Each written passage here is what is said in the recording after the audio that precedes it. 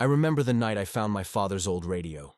It was raining, not the heavy kind, but that slow, relentless drizzle that soaks into the air and turns the whole world gray.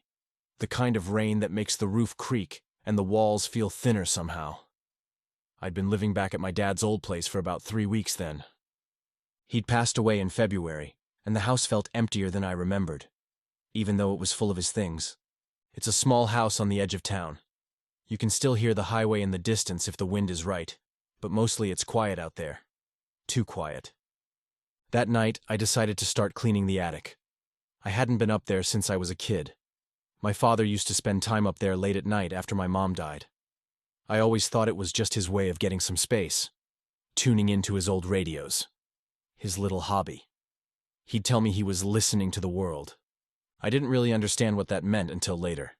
Anyway, when I pulled down the attic ladder, the air hit me with that smell, dust, insulation, and something metallic. The rain made the roof sound like a slow heartbeat. I climbed up with a flashlight and started sorting through boxes. It was the usual stuff: old books, toolboxes, a crate full of records. And then, in the corner, covered by an oily rag, was the radio. It was heavier than I expected. A big, boxy shortwave radio, maybe from the 1970s, with dials and switches labeled with fading white paint. The antenna was bent, but it still stood tall. The faceplate had a long strip of frequencies, and the glass was fogged with years of dust. There was a post-it note stuck on the side, the ink almost faded. It just said, "Keep between 4,620 and 4,650. Don't drift." I don't know why, but that note made me pause. It felt private. Like I just found a piece of a secret I wasn't supposed to know. I carried the radio downstairs, set it on the kitchen table, and wiped it clean. When I plugged it in, I half expected it to be dead. But as soon as I turned the main dial, the machine came to life. A soft hum, then a low hiss, like the sound of rain trapped inside a box. Static. For a while, that was all I heard. Just waves of static. But it wasn't unpleasant. There's something strangely comforting about static, like a blank canvas of sound. Then, something shifted. Somewhere between the noise, I thought I heard a faint voice. I adjusted the dial, and the sound sharpened. Someone speaking, but in a foreign language. Maybe Russian or German. I could barely make out the words. I kept tuning, moving slowly through the frequencies. 4,620. 4,625. Right near the middle, there was a tone. A repeating, rhythmic beeping. Then, underneath it, a whisper. I leaned closer. It was a woman's voice. Faint, distorted, like she was calling from miles away, underwater. She said a name. At least, I think it was a name. Mark. That's my name. The static swelled, swallowing the word before I could be sure. I sat there for a while, waiting, but it didn't come back. Eventually, I switched the radio off. Still, that sound, my name half swallowed by static, stayed with me the rest of the night. The next morning, I told myself it was nothing. Just a coincidence. Random noise patterns can sound like words if you listen long enough. Pareidolia, the brain hearing order in chaos. But that night, I couldn't shake the urge to turn the radio back on. I did. And that's when things started getting strange. It began with the voices. At first, they were distant, broken, fragments of speech, like catching half of a conversation through a wall. Most were foreign, but sometimes, in between the chaos, I'd catch an English word or two. Help. Over here. Listen. One night, I decided to start writing them down. I kept a notebook next to the radio and logged every strange phrase I caught. After a few days, I started noticing patterns. Some of the voices, the clearer ones, mentioned places, and not just anywhere. Local places. Maple Street. The River Bridge. Cedar Hill. All of them within a few miles of the house. It felt impossible. Shortwave radios aren't supposed to pick up anything that specific. They pull signals from across the globe, not your own backyard. I thought maybe it was bleed-through from local broadcasts. But the voices didn't sound like radio hosts. They sounded tired, slow, broken, like people who had been calling for a long time, and no one had answered. A week later, I started cross-checking the names I heard. There weren't many, just a handful I thought I recognized through the static. One of them was Henderson. That name stood out. I looked it up. There had been a car accident on the highway just outside town. 3 dead. One of them was a woman named Laura Henderson. I don't know why, but that sent a shiver through me. That night, I tuned the radio again. And there it was, the same frequency, 4627, and a voice whispering, "Laura." Then static. Then, "Help me." I froze. I wanted to believe it was a coincidence, but my gut told me it wasn't. I started spending more and more time with the radio. It became a routine. I'd make coffee, turn off the lights, and sit in the kitchen with just the glow of the dial. The air always felt a few degrees colder when it was on. Some nights I'd hear nothing but static. Other nights I'd catch half a conversation, like someone talking from another room. And every time I tuned it between 4,620 and 4,650, I'd feel something in the pit of my stomach. A strange pull, like gravity in reverse. It wasn't fear exactly. More like anticipation. Like something was waiting on the other side. Then came the night that changed everything. It was just past midnight, and the rain had returned. Heavier this time. The wind was rattling the kitchen window.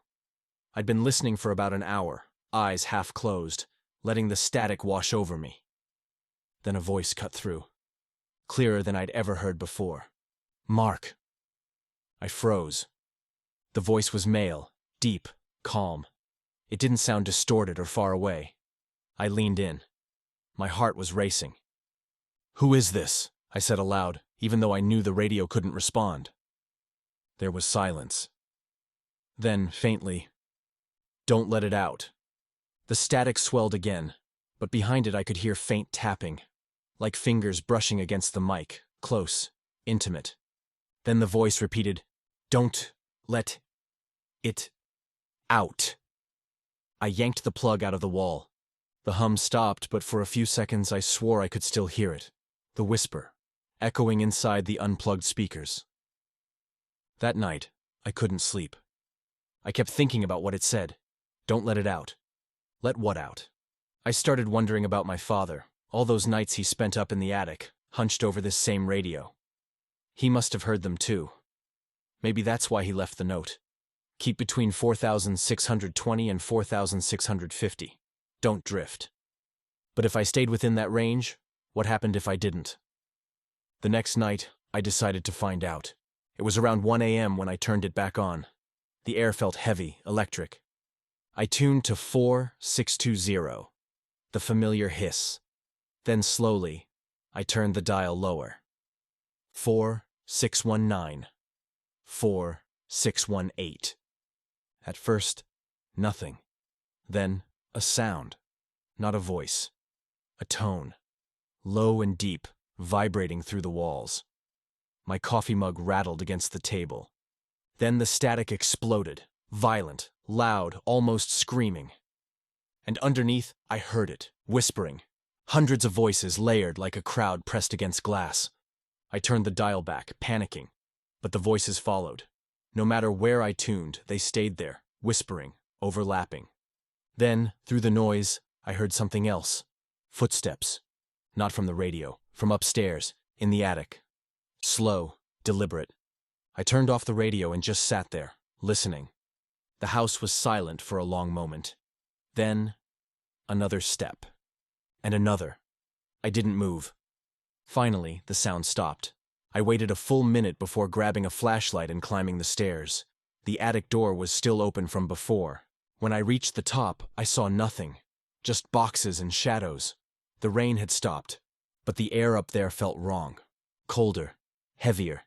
And in the corner, where the radio used to sit before I brought it downstairs, there was a faint outline in the dust, like someone had been standing there, watching. That was the first time I thought about getting rid of the radio. But every time I tried to pack it away, I'd hear something. A faint hum, like it was calling me back. By then, I wasn't sleeping much. I stopped going into town. I spent all my nights with the radio. And then, one evening, something new happened. I had fallen asleep at the table. The radio was still on, crackling softly. When I woke up, the kitchen clock read 3:07 a.m. The radio was tuned to a frequency I didn't recognize, 4643. And the voice that came through wasn't distant this time. It was clear, familiar. It was me. It took me a few seconds to understand what I was hearing. The voice coming through the static was my own. At first, I thought maybe it was a recording, some weird echo or feedback from a previous night. But the more I listened, the more I realized the cadence, the pauses, the subtle strain in the tone. It was me, but older somehow. Tired, the voice was whispering, "If anyone hears this, it's already too late." Then static. Then again, clearer this time. "Mark, unplug the radio. Destroy it. Don't let it call back." I stared at the machine. My hand hovered over the dial, shaking. Then the voice changed. It started saying things I hadn't yet done. "You'll think you can control it. You can't. It knows your voice now." The static crackled louder, a screech like metal twisting. I yanked the plug out of the wall, but the radio didn't stop. It kept playing, the speaker humming with a faint pulse, a low, droning frequency that vibrated in my chest. I stumbled backward, nearly knocking over the chair. The voice, my voice, grew frantic. "If you're hearing this, it's in the house. You need to..." Then nothing. Just static. For a long time I just stood there, staring at the unplugged radio. The air in the kitchen felt charged, like after a lightning strike. I swear I could feel something moving. Not wind, but pressure. The way your ears pop when you're underwater. The silence stretched on until I couldn't take it anymore. I reached out, my hand trembling, and touched the side of the radio. It was warm. Then, faintly, from inside the speaker, I heard it. Breathing. Slow, steady, human breathing. I dropped the radio. The sound stopped.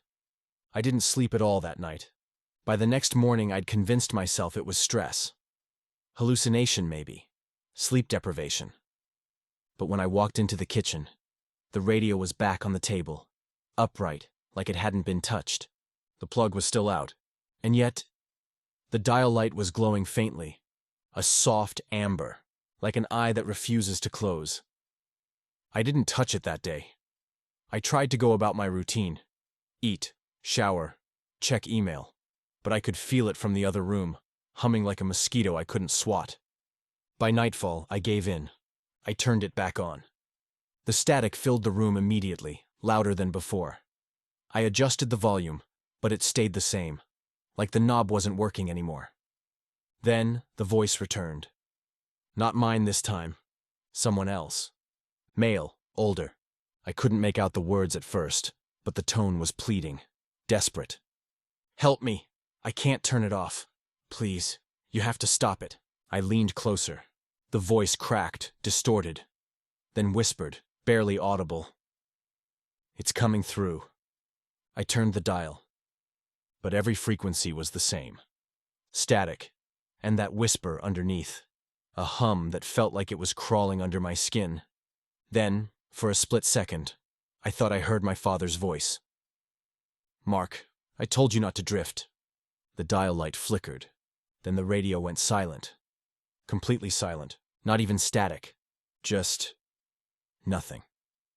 I waited, listening, the kitchen clock ticking like thunder in the stillness. Then, somewhere in the house, I heard a faint click, like a light switch, and then another, and another, coming from upstairs. The attic. The air felt thick, heavy. Every instinct in my body screamed not to go up there, but I couldn't stop myself. I grabbed my flashlight and started climbing. Each step creaked louder than I remembered. At the top, the attic door was half open. I pushed it gently, and the hinges groaned. Inside, the air was cold, unnaturally cold. My breath came out in mist. And in the far corner, I saw a faint orange glow, the radio. I hadn't brought it up there. But there it was, sitting in the dust, the dial light pulsing softly, like a heartbeat. I stepped closer. The flashlight flickered, then went dead. For a moment, everything was black except that small glow from the radio. Then the speaker crackled, and I heard something I'll never forget. It was my own voice again, not the tired one from before. This time it was now. Me. If you're hearing this, don't come upstairs. The voice repeated over and over the same sentence, faster, louder, more urgent.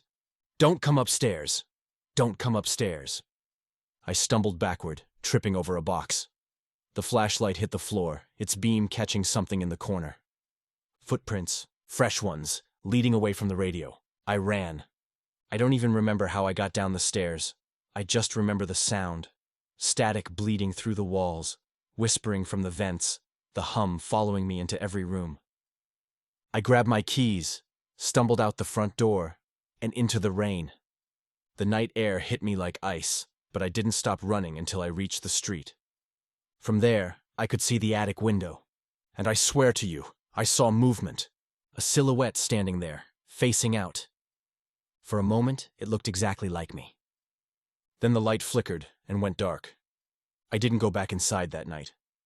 I sat in my car until sunrise, staring at the house, waiting for something, anything, to move again. Nothing did. When morning came, the attic window was empty.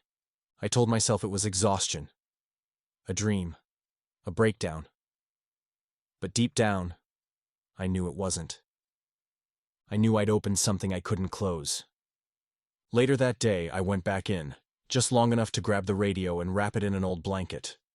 I drove out to the edge of town, to the river bridge, the same one from the broadcast I'd heard weeks before. I threw it into the water and watched it sink. I stood there for a long time, waiting to feel relieved. But instead, all I felt was the hum. Still there, in my chest, in my ears, like the frequency had moved inside me. I moved out a week later, sold the house, didn't tell the buyers about the attic. I thought maybe that would be the end of it. But sometimes, late at night, when everything's quiet, I still hear the static. Not from a radio. From the walls, the pipes, even the air itself. And every now and then, just before I fall asleep, I hear my name. Soft, familiar, calling from somewhere deep beneath the noise. Mark. I try not to listen, but part of me always does. Because what if it's not calling to me? What if it's calling through me? Last week I got a package. No return address. Inside was a small cardboard box, water-stained and taped shut. I opened it. And there it was. The same radio, still dripping river water. The dial light flickered once, and then I heard it, faint under the hum. My father's voice. Keep between 4,620 and 4,650. Don't drift. If you ever find an old shortwave radio, and you hear the static calling your name, don't answer. Because once you do, it never stops calling.